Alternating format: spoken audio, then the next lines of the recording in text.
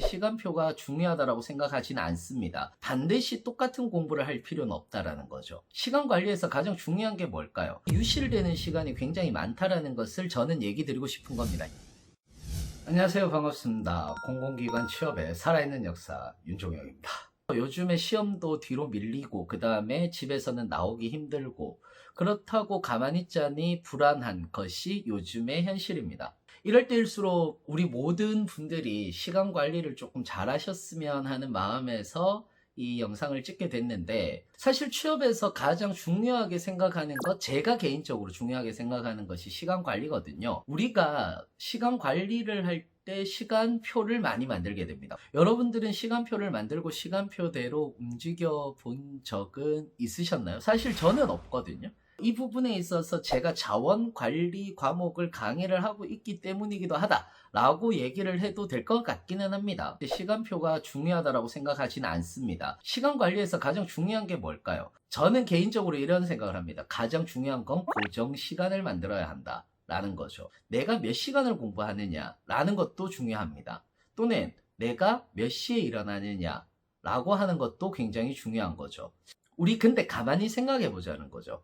24시간 중에서 자는 시간을 8시간 넉넉하게 잤다라고 했을 때 16시간이 남습니다.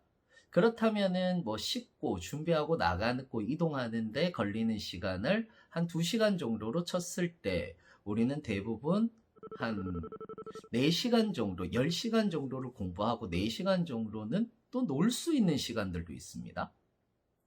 그런데 왜 우리는 이런 아주 단순한 계산을 하고 있는 건데도 불구하고 이 시간을 제대로 활용을 못하는 걸까요? 내가 공부를 하건 뭐를 하건 간에 가장 중요한 건 저는 개인적으로 동선 파악이라고 생각을 합니다. 가만히 생각해 봅시다. 예를 들어서 내가 오늘 강남에 약속이 있습니다. 그러면 강남에 약속이 있으면 굳이 집에서 내가 다니는 독서실을 갔다가 집에 가서 씻고 약속 장소로 가게 된다.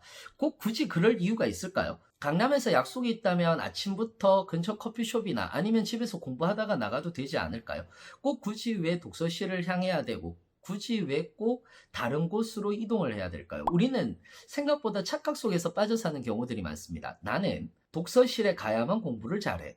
아니면 내가 가는 커피숍에 나는 꼭 그 자리에 앉아야 공부를 잘해. 소위 말하는 루틴이라는 것이 존재를 한다라는 거죠. 근데 저는 역으로 이렇게 물어보고 싶어요. 반드시 똑같은 공부를 할 필요는 없다라는 거죠. 나는 오늘 이 동선을 가지고 있으니까 그 동선에서 공부해야 될 것은 무엇인가 라는 것을 계획하는 것도 좋다라는 이 얘기를 드리고 싶은 겁니다. 유실되는 시간을 줄이면 공부하는 시간의 양이 조금씩 늘어납니다. 다양하게 공부를 하는 방법들도 우리는 생각을 해야 된다는 거죠. 선생님, 저는 오늘은 의사소통하고요. 내일하고 모레 정도는 수리만 바짝 할 거고, 토요일, 일요일은 전공 공부만 열심히 하려고 그럽니다. 라고 이렇게 얘기를 하는데, 저는 개인적으로 직업기초 능력에서 가장 중요한 것은 습관이라고 얘기를 하거든요. 오늘 의사소통을 하고, 내일 수리를 하고, 수리를 건너뛰고, 다시 의사소통을 하고, 정보 능력을 하고, 라는 것이 아니라, 오히려 매일매일 조금씩 수리를 1시간이라도, 의사소통 지문 독해를 1시간이라도 하는 것이 더 중요하다고 생각을 합니다. 조금씩 더 다양하게 공부하는 것을 저는 개인적으로 추천을 드립니다. 처음 준비하시는 7인이 여러분들이 시간 관리하는 방법이지 않을까 이렇게 생각을 해봅니다. 이렇게 자꾸 얘기를 하니까 또 잔소리처럼 변하는 것 같아요. 항상 저는 늘 여러분들의 입장에서 같이 서서 같이 고민하고 같이 이야기를 하는 그렇게 노력을 하도록 하겠습니다. 이상으로 공공기관 취업에 살아있는 역사 윤종혁이었습니다. 더 좋은 컨텐츠를 가지고 여러분들을 만나 뵙도록 하겠습니다. 저는 항상 여러분들의 내일을 응원하고 있습니다. 이상으로 마치겠습니다. 감사합니다.